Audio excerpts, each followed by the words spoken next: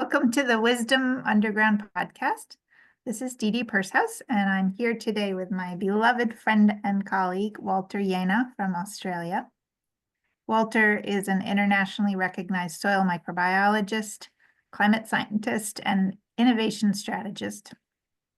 He worked for many, many decades with Australia's National Science Labs, the CSIRO, and has researched biology's enormous influences in hydrological cycles, weather patterns, regional and global cooling, including cloud and rain formation, and has become a leading voice on how we can address our biggest climate challenges through changing our land management. And first, we're going to talk today about the Los Angeles fires. And we want to start by saying that we are with you. We love you all. We want good things for the future of Los Angeles and for all the places in the world that are struggling with fires, with floods, with drought, with social instability, and even with war. And it's in that vein that we're returning to a conversation we started back in 2017. It was at the end of our annual Soil Sponge Conference here in Vermont. And one of the people there asked if we could have a go-around, asking attendees what they thought were the next steps toward growing an understanding and implementation of the soil sponge, the biological drivers of climate, and thinking about whole systems in terms of how land functions. So in this go-around, people said, like, more education, or let's make lots of videos, or let's make a full-fledged film, or get more funding to farmers. And these were all things that we're going around and hearing a lot of over those years before that. And we put all those ideas on sticky notes on the wall. And after everyone had said all of the usual ideas, Walter pointed to a sticky note down near the floor, far away from all the others, and said, "Hey, there's one you haven't seen yet. It's down under, down here." Walter's sticky note was not an idea. It was a question. Can we rehydrate California? What we need, he explained, was not a new project, but an audacious goal with an audacious question to organize ourselves around. And the very next year in 2018, after our conference, Walter and I and Peter Donovan went on a speaking and listening tour of Southern and Central California, starting in Hollywood and working our way up to Marin County. So today we are jumping back into that question and the other questions that kind of grow out of that. Because of course, California has also had a tremendous amount of water, inflow of water this past year. And I'm aware that two people who don't live in California talking about California is a little bit, it's a little bit odd, but we're hoping that this is just the beginning of another cycle of listening and conversation, and that we will get a chance to hear from all of you in California and in other places facing similar challenges, though maybe not quite on the scale that California is right now. So welcome, Walter. It's wonderful to see you. Right. Thank you very much, Didi, and welcome everybody. Thank you for rejoining. Yeah, look, it's amazing, wasn't it? 2017, 18, 7 years ago that we basically asked those questions, but also, went passively, very humbly to California to say, look, these are issues. What do you think about them? Can we listen? Can we learn? Can we collectively work at possible solutions? And since then, of course, we in Australia, I personally too, we've been, of course, impacted by wildfires in a very severe way. We've had a massive, basically century wildfire in 2019, burnt hundreds of millions of hectares. So it was really quite extreme. And in a sense, it really brought home to us in Australia, but globally, that, we are in this period of dangerous hydrological climate extremes. And really, we need to change gear. We need to look at how do we actually address it effectively, naturally, at that simple local grassroots level, because otherwise it's just going to keep on rolling over us and impacting us, different locations, different events. But basically, what is it that we need to do to understand nature and see where there's mechanisms where we can mitigate, avoid the risk, and actually have a sustainable future in this new context. Thank And you, of Walter.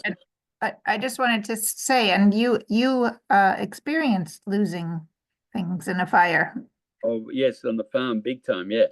Yes, so we're But has goes had on, personal the other experience. message of it for Californians, our friends, all those people, that yes, we can lose material things, but basically life goes on, life regenerates. And what do we have to learn in terms of values, but also, yeah, how do we live with nature? So that's very real. And really, it's this big context because for 50 years now, we've obviously had the warnings and knowledge about global warming, the abnormal global warming. Granted, we focus very much on the CO2 symptom of that warming, the increased CO2 levels, and focusing on reducing the symptom. But behind the scenes, what it is, you see, we've basically been changing the climate and things have been happening much more seriously than just CO2. And it's only now that we're starting to realize the effects and ramifications of those. And of course, one of the scientific realities is that, yes, the Earth has been warming, but at the moment, some 93% of the extra heat that the Earth has been retaining has been absorbed by the world's oceans. And the oceans, because they're so massive, such a massive latent heat sink, they've been warming slowly, definitely. They've got warmer. And of course, the ocean has expanded because of that increased warming. But we haven't seen anything yet of the consequences of that. Okay? And really, that extra heat is going into the ocean. But what it's already doing, and we can see that now, it's basically because it's warmer, it's evaporating massively more water from the ocean surface. Okay, and so basically we have now got increased humid air flows around the whole planet. Up to 5% of the weight of air can be water, and that's increasing because of this increased evaporation. That's 50,000 parts per million water in the air. And of course, this is really enormously disruptive because having that much water in the air, it will have to condense. It does condense. And of course, it condenses at extreme hurricanes, storms, cyclones, but also basically floods regions. But on the opposite side of the coin, aridifies, intensive droughts, extensive winds patterns change as these hydrological extremes express themselves. And of course, we'd end up with the risk of wildfires, where we basically had lots of fuel growing because of the extra rain, but then dry periods, extreme winds, very much what you then experienced in Los Angeles. And we, of course, in Australia in 2019. And so we've really got now this period that we can't avoid, we've induced it, of dangerous hydrological climate extremes. And of course, we need to basically look at how can we possibly address this, because these things actually collapse biosystems.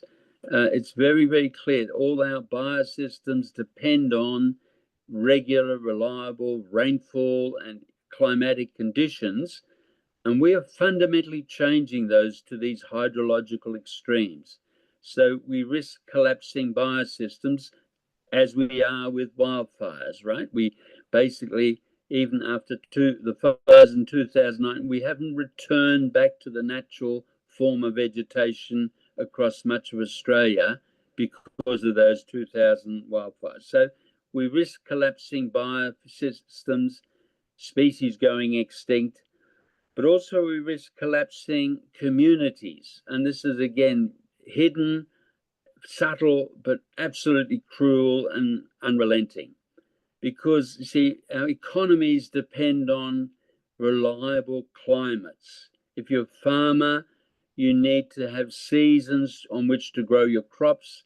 You need to have predictability in pastures so you can maintain and raise stock numbers. And whereas we used to be reliable 4 years out of 5 and could make a living, with these climate extremes, we're now down to 2 years out of 5 in large parts of the earth. And of course, that 2 years out of 5 is not possible to run viable businesses because obviously you're paying costs 5 years out of 5. If you're only getting return 2 years out of 5, you're still going bankrupt. And so these hydrological extremes aren't just the weather, but they also directly come back to society because they're the things that will collapse society more than politics, more than wars, although wars will be induced by these. It's these extremes, unpredictability that, in a sense, makes civilization or induce civilizations to collapse. And Jared Diamond did this wonderful work, in a sense, in his book Collapse. 23 odd civilizations throughout history are now found in the dust of archaeology because climate extreme and their lack of ability to respond to them resulted in those civilizations collapsing. Okay, so we see that reality. It's all very subtle, but it's very, very serious. And so we've got to do something practical about that. And see, the only thing or the critical thing that we must do is to say, look, how did nature buffer against these climate extremes? How did nature actually achieve the resilience, the survivability because of these climate extremes? How did nature maintain productivity despite these climate extremes? But also how it could moderate these climate extremes to give more predictability, more productivity. How does nature naturally cool the climate? Okay, because sure, we've got sunshine coming in, heat being re-radiated out, but we've got hydrological cooling processes that have kept this planet livable with liquid water and a fairly stable climate relatively for 4 billion years. And so what are the natural cooling processes, hydrological cooling processes, and what role can they play, again, in this buffering resilience and sustainability of the planet? So these are really critical things we have to look at. How do we learn to understand the role of this hydrology in nature, but how do we learn to actually achieve these resilience buffering effects so that we can not so much manage nature, I think we're not able to do that, but we can at least respect and work with her rather than just suffering under our stupidity from our mismanagement. And in a sense, that is where the challenge for the 21st century is. It's not just the 21st century. I mean, it is the 21st century. It's a very long term. But look, in the next decades, in each region, locally, grassroots, it's a question, how do we achieve those buffering, resilience, productivity, cooling, longevity of green growth? How do we achieve those critical natural capital values and processes? Because at the end of the day, our environment, our livability, our economies will hinge on how well we do that. Fundamental realignment from what we're seeing now, fundamentally deeper understanding of climate than just saying, oh, look, here is a CO2 symptom and yes, I'm working towards, token emission reduction targets. Look, this is so much bigger. As we said, 95% of the heat dynamics of the blue planet is governed by these hydrological processes. All the world's cooling, but much of it's heating.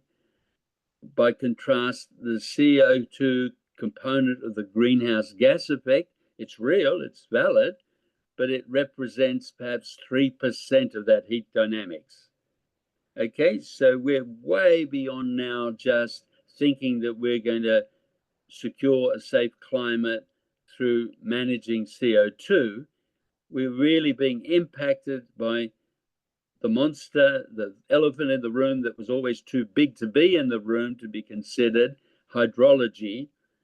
And yet it's through hydrology that we can actually create these essential buffering things. Now, the Walter, I just cardinal wanted point to, in all this. well, go ahead, finish your thought, but I had a question when you're ready. Yeah, okay. And the cardinal thing in this, of course, is yes, we need to rebuild that hydrology, manage that hydrology. But just as nature did, we can only manage this hydrology through the one point of agency we have. And that's, of course, rebuilding the Earth's soil carbon sponge, because it is that sponge that is created by how we manage our vegetation.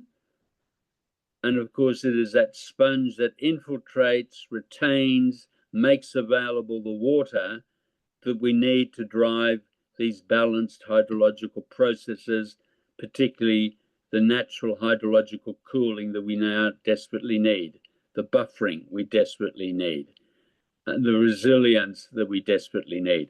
So really, it's the Earth's soil carbon sponge that needs to become the focus, but it's our only point of agency. And we can talk a little bit more later on about fires, but it's in a sense where California, faced with these extremes, faced with its wildfires, has to say, what can I do? Not just fighting nature, not just fighting the symptoms, not just fighting wildfires, but what can I do to avoid them, to minimize the risk? And that is to rebuild the Earth's soil carbon sponge, hydrology, buffering, resilience, etc. So look, let's leave it there. And yeah, let's have any questions, Didi, or any further discussion. Yeah, I think that before I know there's lots to talk about in terms of these intervention points that are what I would call nodal, that they are so key that they can change everything by changing one thing. And we're definitely going to get to that. I think there's a couple of things that might be worth just unpacking a little bit before we go there. One is the question of the oceans that you brought up first about why are they warming? Some of the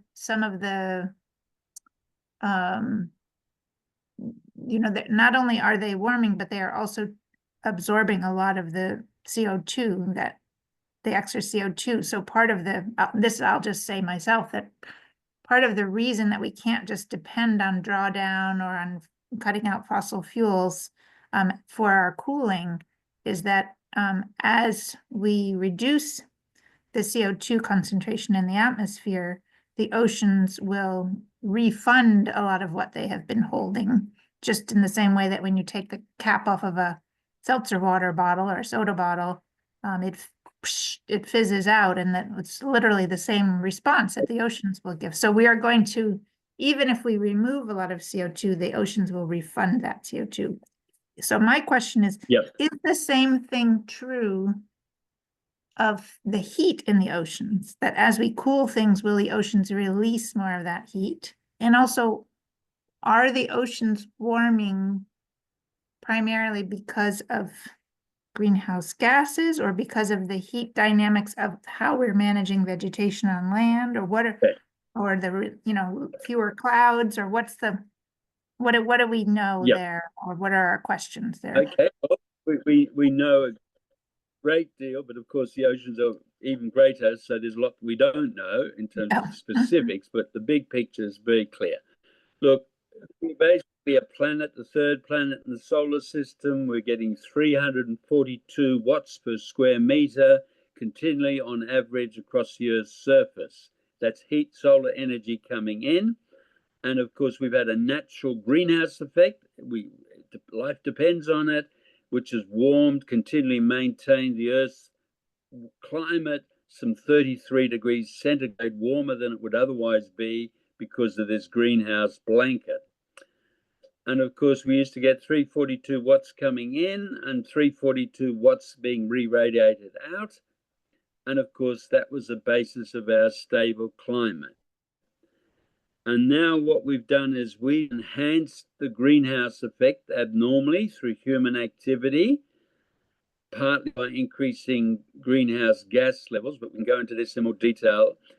And basically, we're retaining an extra 3 watts per square meter on average of heat in that atmosphere blanket around the Earth. Okay? And that means it's 1% of the incident solar radiation that is extra, that is being retained and not basically released back out to space. And that extra I 3 watts per square meter certainly is getting. Sorry, I was just going to say, I think those numbers have gone up a bit. So since we last yes, did our tour, right? Yeah, so yes, it may be more. It's 3 to 4 watts now. 3 to 4 watts now, and yes, of course, yes, and it's dynamic. But okay, but basically, on the planet, 71% of the planet is covered with oceans, average depth of 4,000 meters. So the vast volume of water. Water is, of course, a very, very excellent heat absorber, can absorb a lot of heat. And for the last, 100 years, it's been absorbing some basically 93% of the extra heat that we've been retaining on this planet. So that's been absorbed by the oceans. Okay. And of course, we're not seeing that heat that's been absorbed by the oceans substantially in the temperature of the air yet. I mean, partially. So we're only seeing a fraction of what actually has already been building up. It's a bit like having a stove. I mean, a pot of water on the stove, and we've got the heat heating it.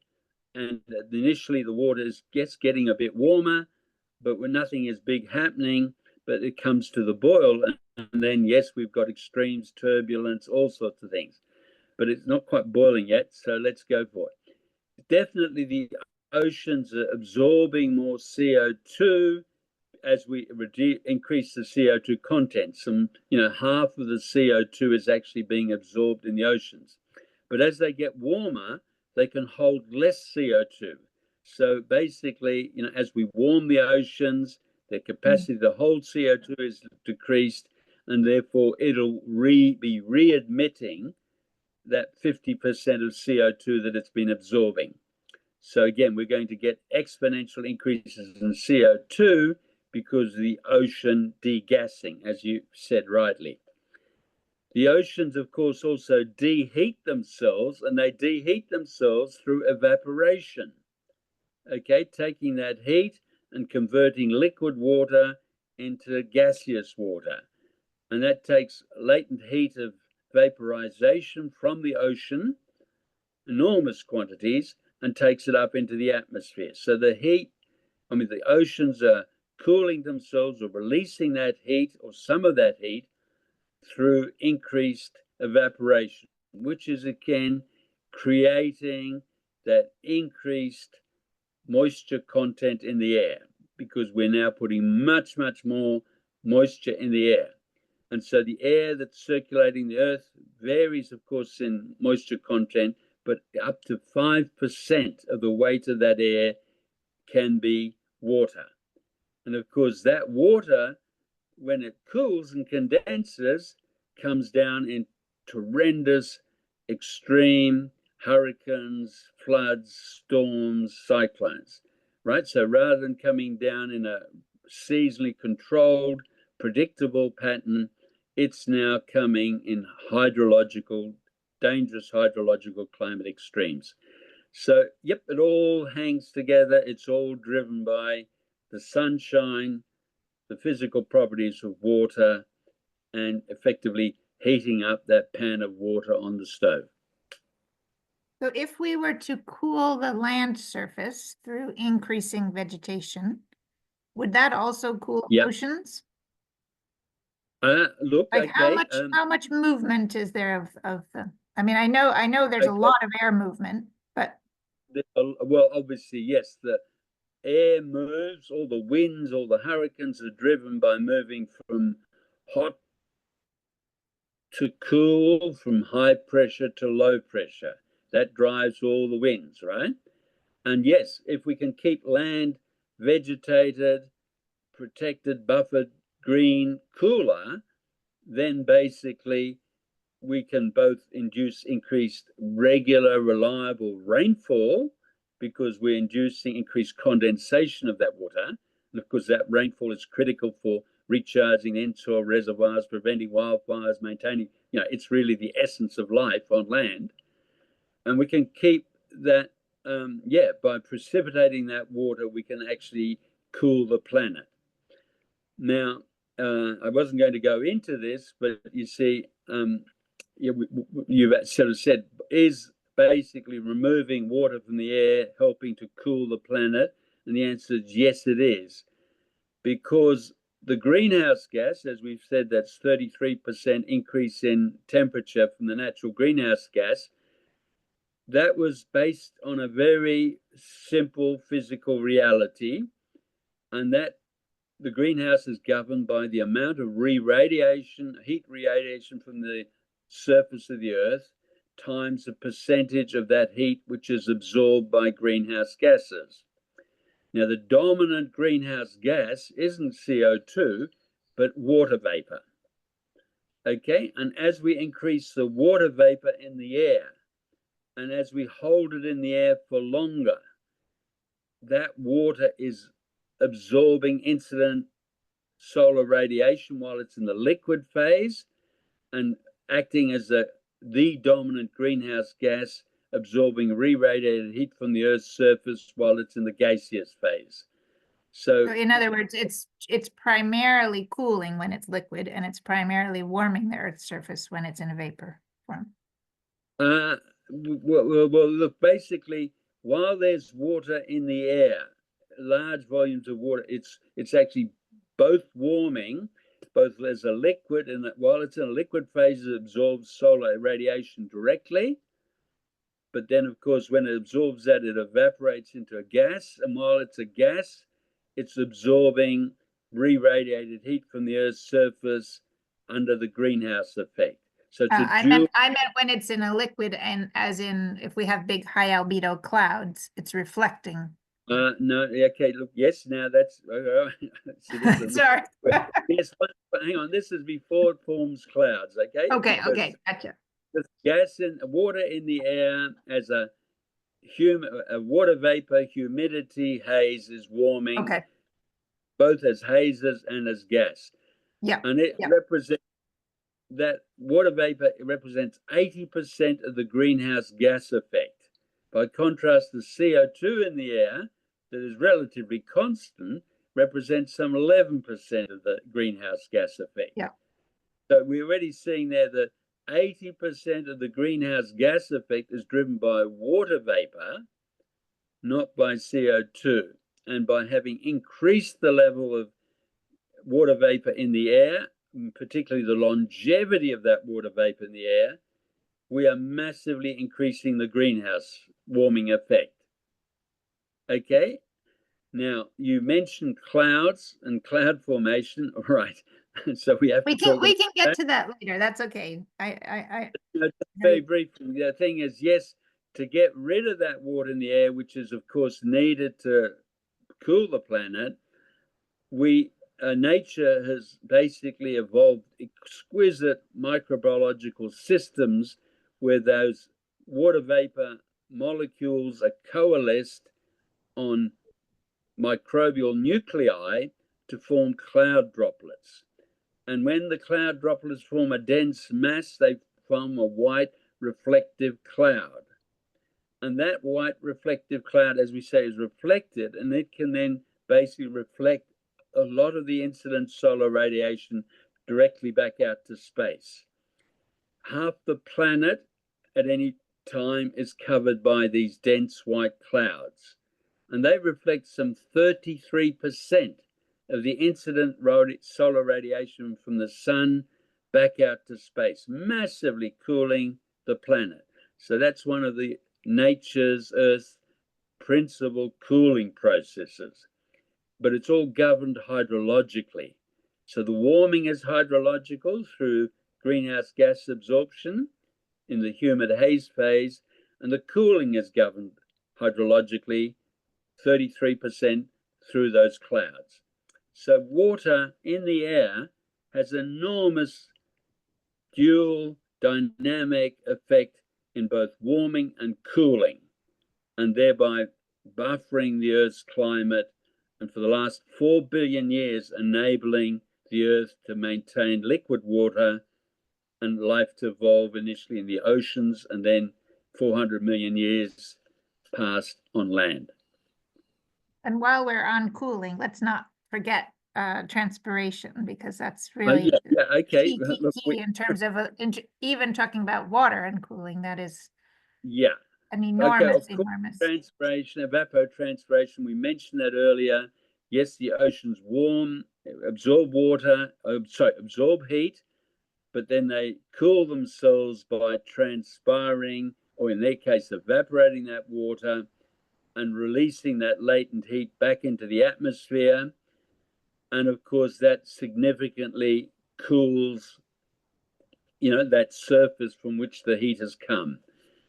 And especially on land, plants do that, but do it in extremely efficient ways, because once you have plants on land and you have leaves and stomata, believe it or not, they may have 3 times the surface area of evaporative transpiring surface compared to the 2-dimensional ocean surface layer.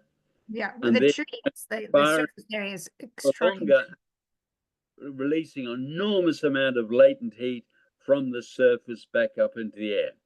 And in fact, that latent heat transfer by evapotranspiration is 24% of the incident solar radiation. So you can see between evapotranspiration and cloud reflectance, we've got some 50-60% of the planet's cooling process.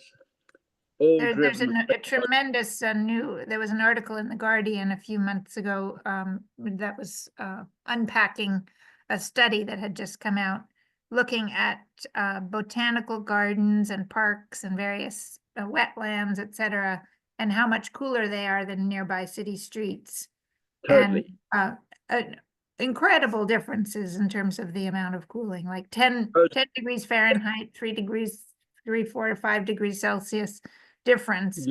And interestingly, the ones that have the water at the root zone, like a botanical garden where they're trying to protect the trees, or a wetland, or a rain garden, those ones were cooler than just a lawn, or a grassy park. Totally. Okay, so this comes back to the cardinal point again. Yes, up to 10 degrees centigrade cooler on a hot summer's day in a treed, transpiring environment compared to a bare, open, exposed soil. And that's enormously important, for cooling, for buffering. So that will come on to that. But again, the big point is that can only happen if those trees have access to water. So that can only happen if we have got a healthy soil carbon sponge to infiltrate, retain, and make available that water. So our point of agency is certainly increasing latent heat vaporization, green transpiration. But to do that, we need water. And therefore, we need to rebuild the sponge. So it all comes back to that very simple, natural reality of regenerating the Earth's soil carbon sponge. I'm just going to share these numbers here because they're really marvelous. this is in Celsius here, so you can see on the screen, the botanical gardens were on average 5 degrees Celsius cooler, but the range went up to 10 degrees Celsius cooler. Wetlands, rain gardens, green walls, street trees, city farms, Yeah. all of these Yeah. so much cooler, and even And a of course, simple it would playground was almost 3 degrees cooler than a relative city street. Here are for those who are watching from the States, here are the numbers in Fahrenheit. So botanical gardens, 9 degrees Fahrenheit cooler on average, but up to 18 degrees cooler. Green Right. walls up to 32 degrees cooler, just incredible. Yeah. So all those Well, old look, buildings covered with ivy they knew what they were doing there. So now that you're mentioning these temperatures, surface temperatures, and we're talking about cooling, I think it's important then to say, look, the next key critical link in the chain in the Earth's natural cooling heat balance then becomes the issue of, yes, surface soil temperatures. Okay? And as you just sort of said, if you have a vegetated surface, it is cooled by these latent heat fluxes, this transpiration, rarely gets above 20 degrees centigrade. Mostly is staying there moist, benign, under 20 degrees. Whereas if you have a road, a concrete surface, or a bare agricultural soil or a desert soil without protection vegetation, with incident solar radiation, it can get up to 60, 70 degrees centigrade. An yeah, enormous difference. And we all experience it because you can't walk on those hot, right. bare soils. Right. Just take your shoes off. We know all this stuff since we were children. And Well, those temperatures I was showing were the air temperatures, not the surface temperatures. So yeah. But important. now the real cardinal punchline. You see, and this is again what's not recognized widely, although it's totally undisputed. Science fully agrees with it.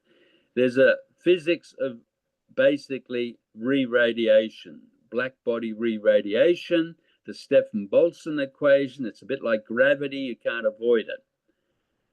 And it basically says the re-radiation from a surface is proportional to the fourth power of its temperature, in degrees Kelvin. So that's temperature times temperature times temperature times temperature. So you can easily see the amount of re-radiation from that hot surface is massively, massively higher than it is from a cool, moist, protected surface at 20 degrees centigrade. Okay? You can't avoid that. That's just black body physics, and that's the reality. Now the punchline. The greenhouse gas, as we've already said, is governed by the Earth's re-radiation, the amount of heat re-radiated, and the percentage of that heat absorbed by greenhouse gases. Yep. And we've, for 50 years, have just focused blindly on one of the minor greenhouse gases, CO2, because we could model that and because it comes largely or partly from fossil fuels, and we see it as a bad guy. So let's just monitor and model this bad guy, CO2, which is 11% of the greenhouse gas effect, less than 3% of the Earth's heat dynamics. So we've just focused on CO2. But in fact, the biggest thing governing the greenhouse is the amount of re-radiation coming off the Earth. And if the Earth is 70 degrees centigrade, massive amounts of heat radiates. But if the Earth's surface is vegetated and cooler, or vegetated and moist, then in a 20 degrees C, far, far lower amounts of heat is re-radiated. So it goes to reason. I mean, it's just simple mathematics. We can naturally, safely turn down the greenhouse effect. Yeah. Turn down the greenhouse effect within weeks by simply keeping land surfaces green, hydrated, cool. And so one of the metaphors that we've used while teaching is that the greenhouse gas is kind of like the cover on the pot, and you can cool down the pot by taking off the cover, But what you're saying now is you can also just turn down the flame underneath by keeping the soil surface vegetated and moist. By keeping the soil surface cool, we are turning down the stove from high to simmer. And therefore it's not just the soil surface, it's any surface, right? So, you know, it's vegetation is key here for a number of reasons, but things like lighter colored pavement, painting roofs white, having white cars, wearing white shirts and white hats. well, nowhere near, because those white surfaces don't transpire. So no, I know. they're reflecting more, but they're not necessarily cool. But doesn't matter. Yes, they're helping marginally. But what I'm saying really is that we can turn down the greenhouse effect simply by turning down the amount of re-radiation. And we can do that irrespective of the greenhouse gas molecules in the air, because they can't absorb heat that hasn't been re-radiated. If we don't re-radiate heat, there's nothing for these molecules to absorb. Okay? Right. And the beautiful thing is we can do that within days. So let's talk for just a minute. Let's get right into the example that we're both have in our minds, which is thinking about Southern California, where there's been a lot of and I know there's a lot more to lead up to this, but just in terms of this one aspect of keeping air temperatures cooler, we know that neighborhoods that don't have trees are much warmer than neighborhoods that do. And we just saw that study that The Guardian was referencing. Yeah. You know, some areas in Los Angeles, they've been telling people to cut the trees because they don't want the fuel near the houses. I've also heard people saying that their criminals are hiding behind the trees, but hopefully there's not too many neighborhoods that are doing it for that reason. But this, there's also a lot of idea of xeriscaping, of taking out any plants and putting in rocks and gravel. So my you know, experience and understanding of that, when I've gone around with a little infrared thermometer, as you said, that, you know, in Fahrenheit, that could be the difference between an 80-degree surface on a hot day and a 160-degree surface. And with that Stefan Boltzmann equation, that's a huge amount of difference in the air temperature, as we saw in that study from The Guardian. So, so what do we, you know, and we haven't gotten into the wind and wind blocking from trees, et cetera, but just so we give people a little bit of something to think about. What can we do in terms of using this cooling effect of vegetation in a place where people are struggling with the fire cycle, and also sometimes struggling with water supplies, though apparently right now that's not the primary issue. And we do know one example of our friend Linda Gibbs, who, you know, kept using whatever water they had to keep things moist and green in her garden, and was able to maintain her house. And I've just heard another friend of ours from that same soil sponge group that's working in that area of California, that her house was one of the houses that didn't burn. And I'm going to be putting back out my Google form of what didn't burn in the neighborhood. But just in terms of the neighborhood temperatures, how should people think about this question of vegetation or no vegetation?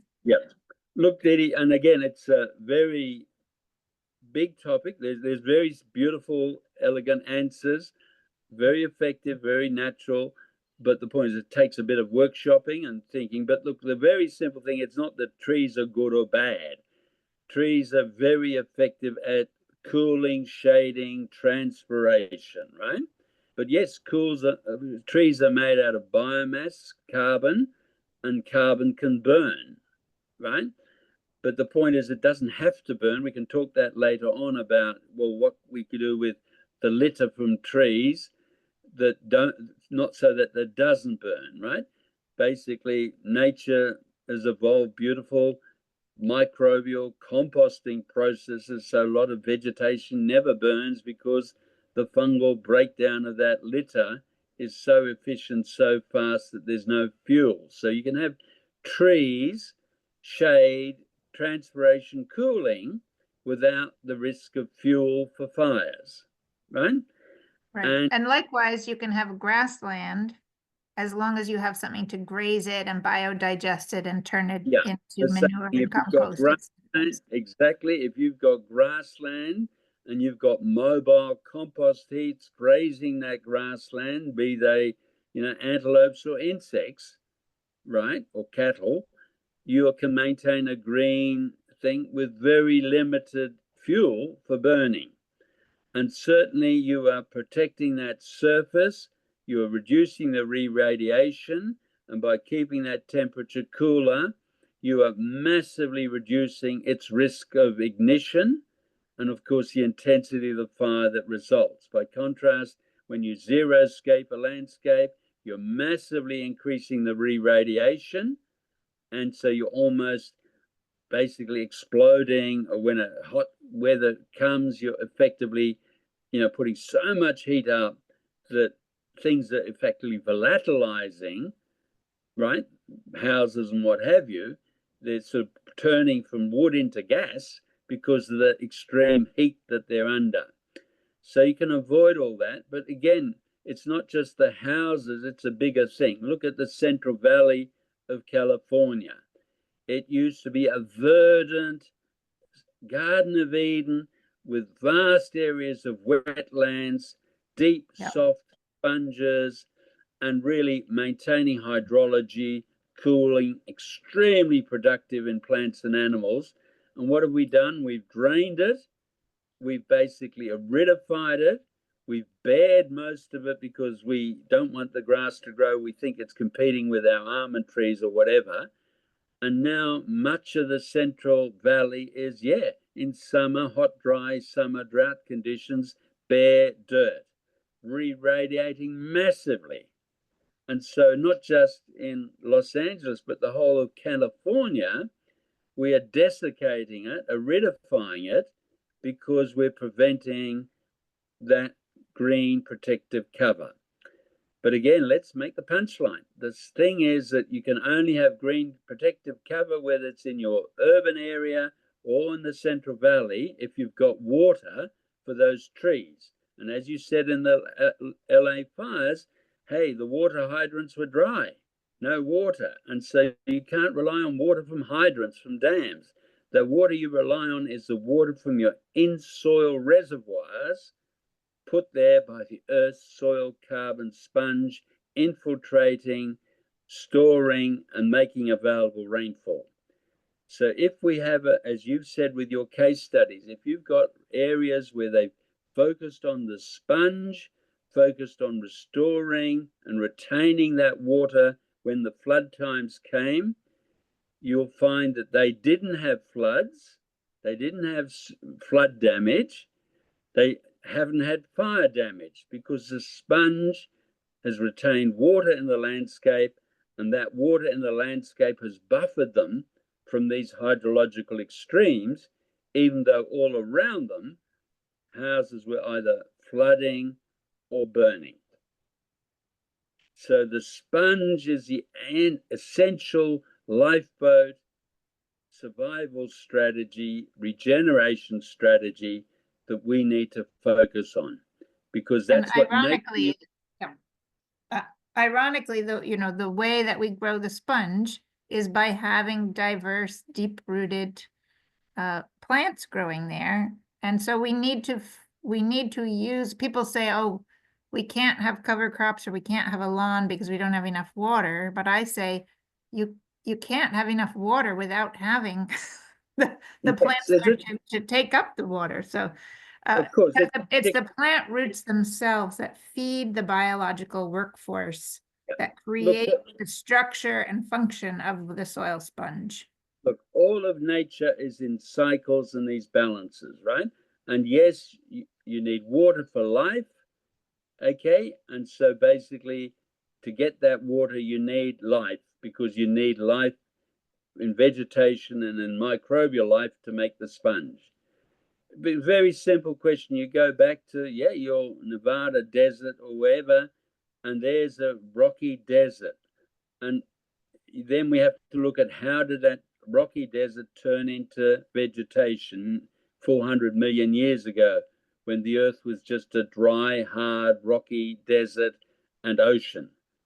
And it basically formed the green vegetation that covered all the earth's land surfaces through building the sponge, through fungi, microorganisms, breaking down organic matter, leaving that behind amongst the mineral detritus, retaining extra water, which then exponentially allowed more green vegetation to grow, more organic matter to form, more fungal activity to produce yet more sponge, and it built and built and built. Okay, so actually this takes us to that other part of the discussion that we were planning to have is, yes, this whole question of fire versus fungi. Okay, it's very, very simple again. Basically, yes, we need vegetation for cooling, but we need vegetation because we, the 10 billion of us on this planet by 2050, need that vegetation for food, for survival, for habitat, for ecological buffering, right? Lose those biosystems and we're just dust of archaeology, history. So we need that. That's our whole, we depend on those systems for all of those. And so basically we would depend on that sponge. But it's very critical because once we build vegetation, we also, everything that grows obviously also dies and leaves behind litter. And that litter can be fire fuel or it could be the source of the sponge. So it's what happens to every gram of biomass we produce. Does it turn oxidize through burning back to CO2 and desert? Or does it form the soil carbon sponge through fungal sequestration, breaking down of that organic matter to detritus, organic detritus that makes a sponge that retains more water and then in an exponential way builds more productivity, hydrology in an ever increasing cycle. And we could think of one example that we could think of this difference is you could think of if you have a brush pile or a pile of leaves, you can burn it or you can compost it. Exactly. Right? Yep. Exactly. So that's the point. You can burn it, fire, or you can compost it, fungi. I mean, when I say fungi, yes, lots of other organisms are also involved, but in fact, it's the fungi that are the dominant, breakdown, creating the humates, the glomalin, the microbial carbon that constitutes that sponge, that stable soil carbon in the sponge. So yes, we've got every gram of organic matter that's formed on this planet on the land surface in the last 420 million years has only had two choices. Well, no choices because it hasn't got a brain, but only two things can happen to it. It can either burn or can get biodegraded. And of course, what happens depends on whether we have desert or we have productive, green, healthy biosystems in which we can live and survive.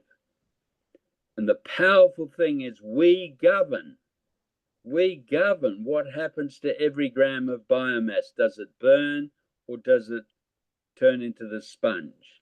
And we do that through our land management. Are we basically accelerating, enhancing these fungal breakdown processes either in situ in cool forests, like your sequoia forest naturally, or through grazing, where we've got effectively mobile compost heaps, i.e. the guts of herbivores that are roaming around, eating dry grass, breaking it down through microbial activity into dung and protein and soil carbon. Okay, so we've got two processes, and we, in a sense, govern, as you said, do we burn that heap of leaves or do we compost it? And that's our agency. That's where we, at the grassroots individually, have this powerful agency. And that's exactly the same process that Mother Nature, used for the last 420 million years to create the biosystem we evolved in and depend on. And I'll just say that not everyone necessarily thinks about it this way, but photosynthesis and fire are two that are opposite, two sides of the same thing. And fire doesn't just include fire of flames, but another alternative is the fire of our digestion. So with photosynthesis, a plant is taking in CO2 and it is giving off oxygen. It's taking water up from its roots and it's using solar energy basically to create itself, to create the plant and to feed other, pass that energy and biomass on to us and anything else that eats plants or eats things that eats plants. So that's a photosynthesis. When we take a log, right, which I have right here, put it in the fireplace, that what happens is that you use, instead of giving off oxygen like a plant does, it takes in oxygen, right? We need a little crack in the wood stove door to get it to catch. We need it gives back the carbon and the CO2 and carbon monoxide in various forms. And it gives back the heat and light. It's literally sunlight coming back into the room in the dark of winter. And it leaves behind a little bit of minerals, which are the minerals that it took up from the soil. And it also, if it's wet, if it still has any water in there, it's going to steam off or sputter off that water. Look, totally. 3.5 billion years ago, algae in the oceans evolved photosynthesis. And that's a simple process whereby CO2 plus water with the agency of sunlight, and these plants would produce sugars, biomass, and release oxygen as a waste product. And that's photosynthesis for 3.5 billion years, and that's exactly what plants do through photosynthesis. Take up CO2 and water with sunlight and turn it into biomass and oxygen. And the exact equation, if you reverse it, it's called respiration or oxidation. And that's the exact reverse. That's basically taking biomass, turning it back into CO2. And actually, you have mentioned this, but also turning it back into metabolic water. Okay, so by burning that biomass, you're actually producing water. Right. Well, I was going to give the living example. There's the fire example, but you're getting into it here. So yes, so it could burn as fire, but it can also burn as our metabolism. So carry on. Yes. Okay. And we can do this oxidation or respiration process rapidly through fire, or we could do it slowly through microbial decomposition. And we can do it partially through microbial deposition, putting a lot of the carbon into stable soil carbon, humates and glomalin and stable forms, so we're not burning all of it. When we burn it, we rapidly turn everything back into CO2. When we use microbes, we can actually control how much of that carbon is turned into CO2 and how much of it is turned into stable soil carbon. So photosynthesis, this is really marvelous, miraculous, the only thing in the universe that we know of. Photosynthesis is actually the process whereby life has been able to capture CO2 and water and sunlight, inert elements, and turn them into biomasses, which are stores of energy, as you say, stores of carbon, but also stores of water that gets released when it breaks down. So these are the whole biomass, that we see. The fuel that we burn is in fact stored solar energy and carbon and water. It's the only known process in the universe that reverses entropy. See, normally we've got stars exploding, releasing energy, and all that energy dissipates, increasing entropy, increasing randomness. And photosynthesis is the only process that harvests that and converts it back into new energy, biomass. And the fungal microbiology managed is actually a unique process that allows us to use that stored solar energy slowly to give us soil, the sponge, the soil, the sponge, food, productivity, futures. So it's that elegant. We live on a planet, mineral planet, CO2, water, sunlight, and it's in these fungal processes that allowed us to have green vegetation because of the soil, the hydrology, and of course our stable future. And so that's what we're needing to regenerate, that sponge. So, I just want to unpack a little bit of what you said, because I think sometimes it's helpful to hear it from two different voices. And I think, and let's bring it back to like the backyards in LA and in Australia and other places. When we when the biomass, and when we say biomass, we're talking about branches and leaves and dry grasses, yeah, all of that, whatever's left in your garden at the end of the year. And clearly we don't want to leave a lot of dry plant litter on the ground. And let's actually talk about it in terms of the grasslands, because a lot of these fires have been spreading through the grasslands in the hills, rather than just oh, that's so funny. It's watching my hand, and yeah, I see. it's now all doing it on its own here. Okay. Okay, I shouldn't point up. If the grasslands are allowed to grow up during the wet season, and then they don't get any rain during the dry season, they become fuel, right? Because it's dry, it's flammable, etc. And during that season, they have, especially if you don't have a deep soil sponge, they don't have that reservoir at their root zone, and the green season is shorter. So you can some places the grass is green much longer than other places. Yeah.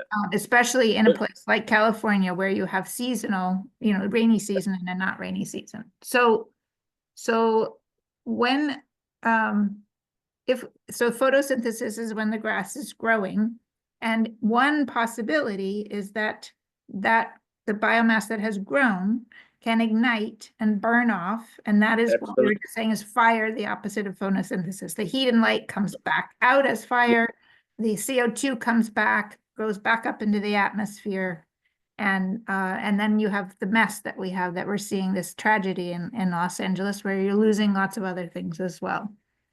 So there are some other things that can happen there that and this is where I want to unpack it a little bit, because if you have grazing animals, and as you said, that's not just, it could be cows, it could be antelope, but it could also be insects, it could be rabbits, it could be all kinds of things. Yes, certainly. Or if you are growing something that humans can eat directly, which is also possible, then that same biomass is still going through the process. It's a very similar process, our metabolism, or a cow's metabolism, or an antelope's metabolism, or an insect's metabolism, that it's taking in that biomass. And it's actually not the animal itself, it's the microbes in their gut, just like in a compost pile, that are taking that biomass and release there. So they have to also breathe in some oxygen, right? Yes. And then releasing the CO2, and all of us, not just cows or whatever, when we breathe out, we are breathing out CO2. And methane. And methane, et cetera. Yep. And we are then that energy that was stored in the plant matter is re-released as the warmth and the movement in our bodies and the light in our eyes and all of that. Yeah. When some of it we like, is stored within us as a protein that we've created by having this food, right? So we're retaining some of that energy. We've converted into protein and fats, which is then what builds our body and keeps us. Yes. So now unlike a fire where, in a fire, it can be completely turned into ash. Yeah. Unlike a fire, we're now taking that biomass and converting it into a different form of biomass. And only some of it is being re-released. The other thing that gets released is we poop out some of the microbial bodies, but we also pee out water, right? And so that water is made available again. Yes. And so and of course, So if we're talking about a landscape that the cattle are eating the grasses, whether they're dry or wet, etc., but that the water and the microbes and the hormones, which are great for plant growth, etc., all of that stuff is returned back to the land. And underground, that same thing can happen, that as the soil food web each thing is eating the next thing, the water that was in the thing that was eaten is released into the soil. So there are two reasons that having a living landscape is a more moist landscape than a more dry, unproductive landscape. One is because of this metabolic water, biological water that's released when things eat each other. Yep. Other is that as those plants and diverse plants are growing, and as there's more life in the soil, as those fungal processes are gluing those little broken down rocks together, that we suddenly have all this space underground. Yeah. We have space underground, these void spaces like a cathedral underground that can now absorb the water. And we also have organic matter that's underground. And the organic matter, because it, dead cells, etc., used to be full of water. When they get into contact with water, they can swell up again. Just like if you had dry leaves and you put them in a bucket, they would swell up and weigh more. And so people talk about, the water can hold more, the land can hold more water because it has organic matter in it. But that's only one aspect of why it holds more water.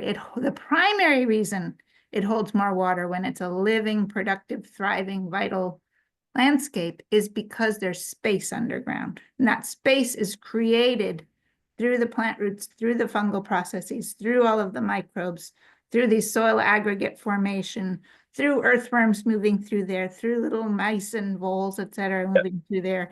And all of that creates deep space that water can infiltrate in and be there when it's needed during the dry season.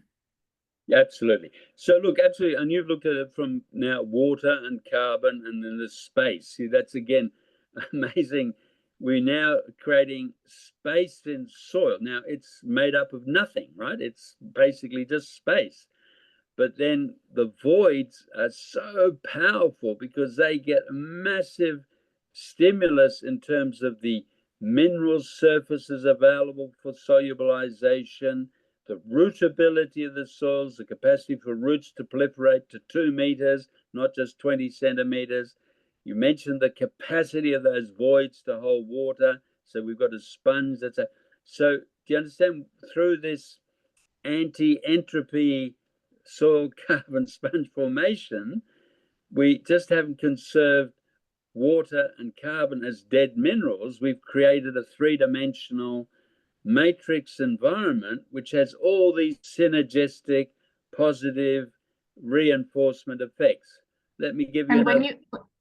And when you say anti-entropy, again, I want to, the image that comes to my mind, and I remember when Dan Young was talking about this at our conference, so we have two options. We can have all of the CO2 and water, et cetera, floating off around in the air, in the atmosphere, or it can come into form, which is anti-entropy. It can come into form in plants, in animals, in soil.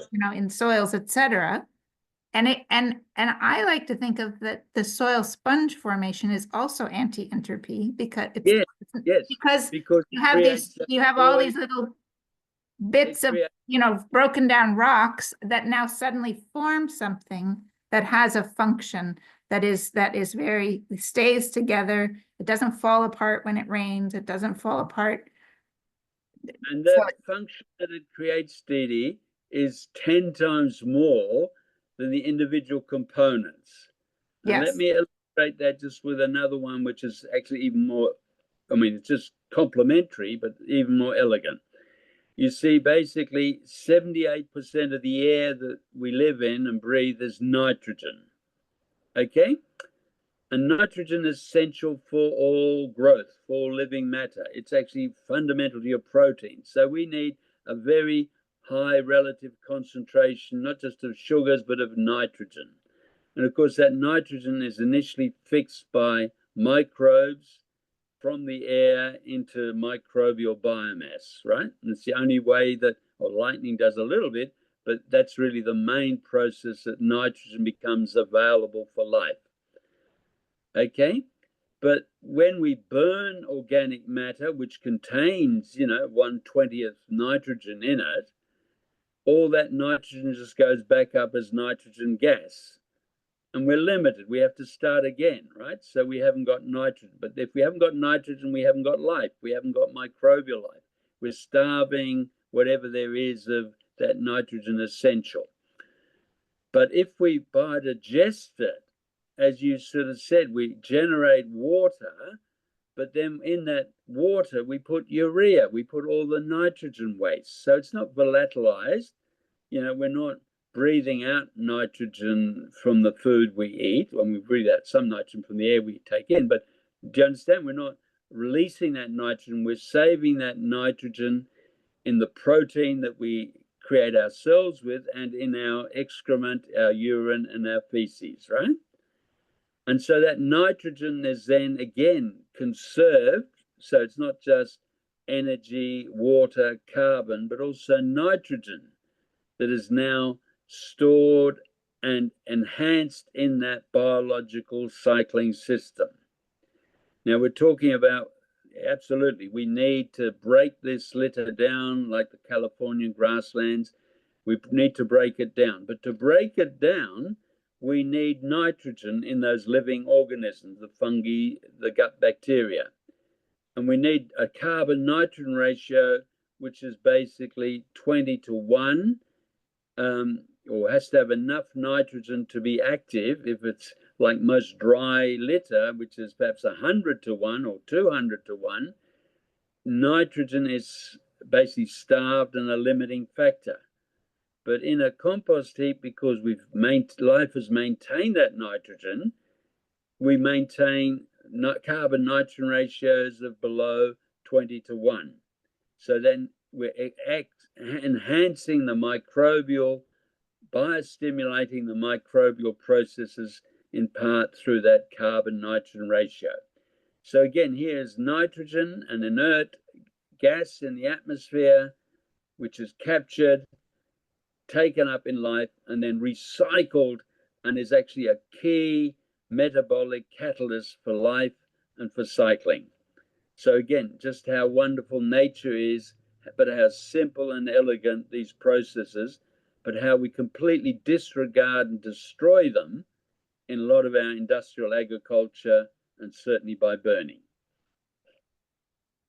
So we've talked now about water. We've talked about the oceans warming. We've talked about the heat dynamics of the air and how having vegetated surfaces can really dramatically cool the surface, which reduces re-radiation, and it can also cool the air above those surfaces, both through reducing re-radiation and through the transpiration and latent heat flux. And One reduce that the turn down the greenhouse effect, which we'll yes, never do by CO2 emissions.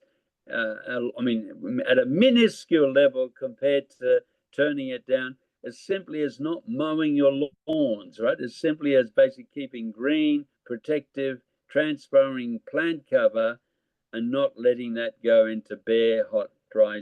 It's that simple, and we've got agency within days to, Yeah, you know, although with just cool it. keeping in mind the LA context, not mowing your lawn both is against the rules, and also if you don't have water or you're not allowed to water the lawn that second half of the year, then that's not one of the options. So that's where we get into mowing the lawns. I mean, like keeping it, 20 centimeters where it's healthy green living, retaining moisture, condensing moisture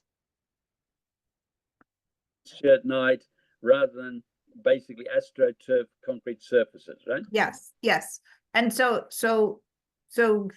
thinking practically, we need to really think about how to use the water that is available to have vegetation, water for the vegetation during the dry season. That is one of the key things that we need to think about.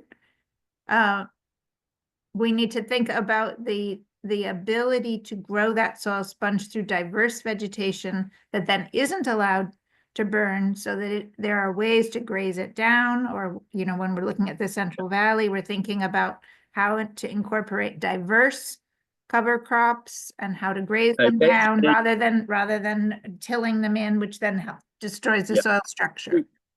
And then putting our wastewater, our street water runoff, putting those 200 liters per person per day plus back into those sponges, into that vegetation, rather down drains, which then just basically pollute the ocean, right? Yeah. So practically, this is thinking about gray water systems. This is thinking about not channelizing the runoff, but creating systems like we saw one, where there's a big, a big cauldron underground to catch it. And so all these environmental design technologies, and they're all totally documented, they're all there, and it's just understanding how together they create the synergy that gives us both the sponge, but also the buffering, resilience, cooling, productivity, natural capital for our future. Yeah. So now I know we're running late here. The one thing that, and we can either take a break or we can stop and pick it up another day. Well, let's just stop here, or and then see what questions arise over the next couple of days, right? Or if there's any more, and then let's come back onto specific points if any there's need more clarification. Right. I'll say the things that I think that we haven't covered, and then we can think more about. One is wind. So there's a lot to say about wind and buffering wind, etc. And why wind happens. And then I think there's a lot more to say about creating the conditions for the microbial and fungal breakdown of plant litter. And we can get into both of those.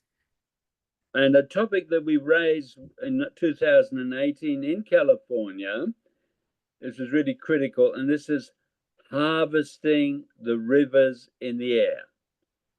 We've made the point that up to 5% of that airflow is water. And how does nature harvest those rivers in the air so that they're useful for recharging the sponge rather than being destructive hurricanes and cyclones and floods? Those rivers in the air and the water in them, it's going to kill people, or otherwise it's going to sustain them if we have the sponge and the harvesting to maintain green biosystems, food security, and stable futures. So again, there's this marvelous resource from climate change, this extra water in the air. Nature can harvest it, we can harvest it. So let's have the discussion about how California can rehydrate itself, regreen itself, buffer and stabilize, and avoid these wildfires through harvesting rivers in the air. Wonderful. Thank you so much, Walter. I'm really looking forward to our next conversation. And it's great to be back on these topics with you again. Okay. Okay. All the best, and All we'll see right. you next time. Okay. Take care. Bye-bye. Okay. Bye-bye. Bye.